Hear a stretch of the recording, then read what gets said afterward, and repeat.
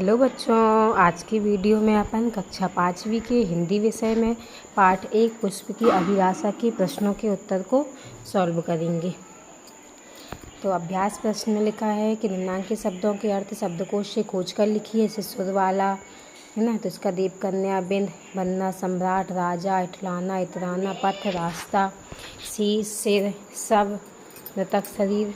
और निम्नलिखित प्रश्नों के उत्तर लिखिए। देवों के सिर पर चढ़ने के बाद पुष्प के कौन से भाव व्यक्त होते हैं? तो वो अपने भाग्य पर इतराता है। पुष्प वनमाली से क्या कह रहा है? तो यह कह रहा है कि मुझे उस पथ पर फेंक देना जहाँ से वीर सिपाही गुजरने वाले हों। पुष्प अपनी राष्ट्रीय भावना किस प्रकार व्यक्त करना चाहता है? तो वह सुरवाला के गहनों में ना तो गूथा जाना चाहता और ना ही देवों के सिर पर चढ़ना चाहता है। वह तो उस पथ पर जाना चाहता है जहाँ से वीर जवान गुजरते हों।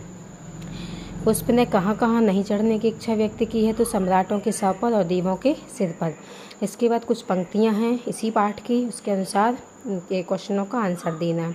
तो कविता के कवि का नाम लिखिए। कविता के कवि का नाम क्या है? माखनलाल चतुर्वेदी। यह कविता किस पाठ्य पुस्तक से ली गई है? इसका नाम भाषा भारती।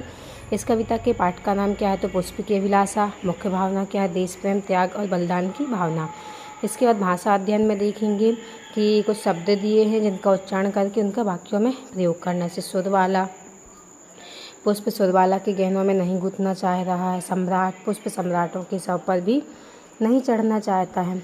भाग्य, पुष्प देवों के सिर पर चढ़ने के बाद अपने भाग्य पर इतराता है। मातृभूमि, भारत की मातृभूमि की रक्षा करने के लिए अनेक वीर जवान शहीद हुए हैं। गूंथना, शव, है ना, इसी प्रकार। इसके बाद दिया है कि शब्दों के पर्यायवाची शब्द लिखना है। जैसे पृथ्वी, है ना, मतलब ये सभी दिए हैं।